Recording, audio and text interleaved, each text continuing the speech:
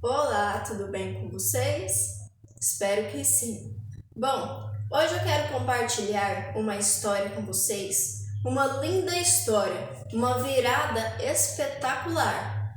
Eu confesso que aprendi essa história por esses dias, porque eu estava estudando profecias, algumas outras coisas, e aí eu peguei um livro para me poder estudar e fiquei impressionada com essa história. E eu quero compartilhar com vocês.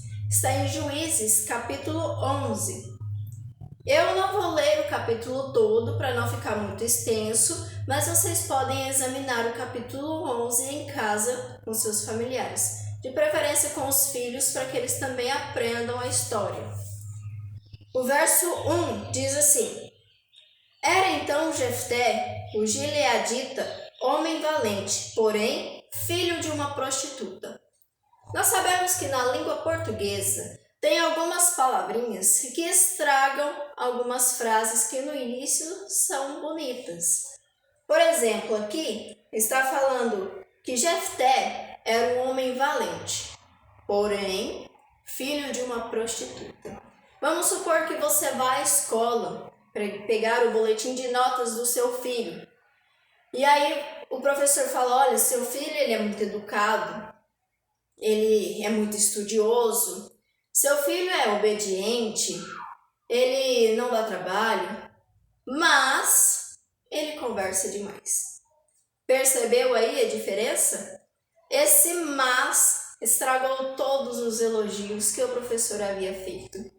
Então, é isso que aconteceu aqui. No início vem um elogio, porque naquela época os pais preferiam que os filhos fossem mais valentes do que inteligentes. Acredita nisso? Porque um menino valente naquela época tinha condições de ser um soldado, que era sonho de todo garoto. E até hoje é, né? Mas nós hoje preferimos que nossos filhos sejam sábios, inteligentes, comportados, ao invés de valentes e arrumar confusão depois, né? Então, aqui está falando que ele era filho de uma prostituta. Gileade, né, pai dele, teve uma discussão com a sua esposa, saiu para dar uma distraída. E nessa que ele saiu para dar uma distraída, ele encontrou uma mulher prostituta, se deitou com ela e teve relações com ela. E aí, depois disso, ele foi embora para casa como se nada tivesse acontecido. Só que pouco tempo depois, ele recebeu uma carta dela. Falou: olha, eu estou grávida e o filho é seu. Ele ficou assustado. Nós não sabemos como é que ela, a prostituta, descobriu que o filho era de Gileade, mas a Bíblia afirma que isso é verdade. Então ele recebeu aquela carta e ficou pensativo: o que eu vou fazer? Porque ele já tinha voltado para casa, já tinha se resolvido com a esposa, mas não contou o que havia feito.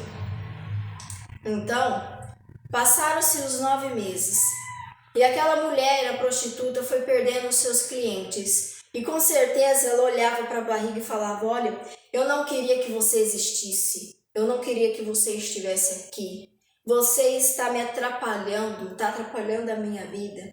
E nós mães sabemos, alguns homens também devem saber, que o bebê, quando está dentro do ventre, nós não compartilhamos somente do mesmo alimento, como também dos sentimentos e das emoções.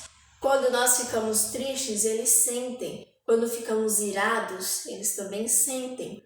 Tudo que nós sentimos, tudo que nós compartilhamos, eles também participam. Então, Jefté, ele já se sentia rejeitado desde o ventre. Ele já se sentia excluído desde o ventre. Então, passaram-se os 9 meses, Jefté nasceu, e aquela mulher colocou Jefté dentro de uma caixa e levou até a porta de Gileade. Gileade, quando abriu a porta e viu aquela criança, tinha um bilhete em cima. Estava escrito: tome, o filho é seu. Agora, aquilo que Gileade estava guardando para si não estava mais em segredo. Aquilo agora se tornou público. Um filho fora do casamento, naquela época, era um filho bastardo. Um filho que não tinha direito a nada, não tinha direito à herança, não tinha direito de ser uma autoridade, não tinha direito de nada. Era uma pessoa totalmente excluída. Até para arrumar um serviço era difícil. Quando ele iria procurar um serviço, as pessoas... Porque era um filho bastardo, um filho fora do casamento. Mas vem cá, eu vou fazer uma pergunta para você. Jefté pediu para nascer? Ele teve culpa de Gileade ter relações com uma prostituta e ele vir ao mundo para ele ser rejeitado desta forma? Claro que não. Mas Deus tinha planos para a vida dele. E nós vamos ver o final dessa história.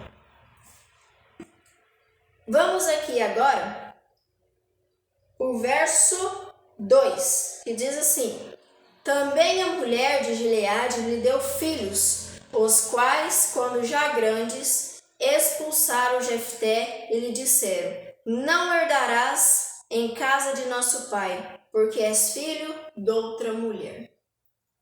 Então, depois que a mulher de Gileade descobriu a traição, ela ficou muito triste, muito triste. Eu imagino, eu me coloco no lugar dela. Eu tenho 2 filhos pequenos, um casal. Uma de 6 meses e um outro de 1 ano e 4 meses. E eu fico me imaginando uma criança chegar no meu portão, com um bilhetinho falando: Tome, o filho é seu, se referindo ao meu marido. Eu não sei o que eu faria. Eu ficaria muito triste, muito decepcionada. Eu não ficaria agressiva, resolver a parte da agressão, mas eu ficaria muito triste e iria chorar muito. Me coloco no lugar da esposa de Gileade. E então, Jefté foi criado com o pai e a madrasta. Era o primogênito de Gileade. Só que aqui está falando no verso 2 que a esposa de Gileade também lhe deu filhos. Então, só que os filhos eram de Gileade, da esposa dele, dentro do casamento. Somente Jefté, que era fora do casamento, um filho bastardo. Agora eu quero que você desenhe a cena comigo na mesa de jantar. Ali está sentado Jefté, longe da madrasta. O seu olhar a Jefté deixa ele muito triste, porque ele sabe que ela não a ama. Toda vez que ela olha para Jefté, ela lembra da traição que o pai dele fez com ela, que Gileade fez. Então passou por muitos longos anos, até que os seus irmãos mais novos cresceram e entenderam a questão da herança, que 50% era dos filhos. Mas eles já sabiam que Jefté não teria direito em nenhum por cento das heranças, mas mesmo assim expulsou Jefté de casa para que não corresse nenhum risco. Então as portas se fechando nas costas de Jefté, ele sem saber o que fazer, sem saber para onde ir. Os anciões daquela época apoiaram essa ideia. O pai não tinha moral nenhuma para falar nada. A mãe nem sabia onde estava. O que fazer agora? Me coloquei também no lugar dele. Jefté foi andando para a cidade de Tobi e lá ele habitou. Encontrou ali amigos rapazes, amigos entre aspas, que o levaram para o caminho mau. Ele ficou especializado no porte de armas, sabia muito bem usar os revólveres, as armas, os fuzis. E ele ficou um menino violento. Pouco tempo depois ele se tornou chefe do bando, porque ele já estava ótimo, já sabia fazer de tudo com os revólveres. Então ele se tornou chefe do bando. E sabe o que aconteceu?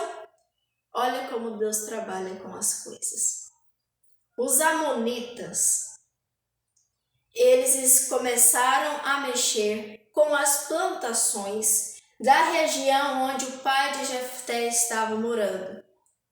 Os anciões, os mesmos que apoiaram a expulsão, apoiaram a atitude dos irmãos dele, do pai dele, de expulsar ele de casa, os mesmos ficaram desesperados e não havia outra pessoa que pudesse ajudar ele senão Jefté. Então eles mandaram um bilhete: por favor, salve-nos dos amonitas. E esse bilhete chegou às mãos de Jefté.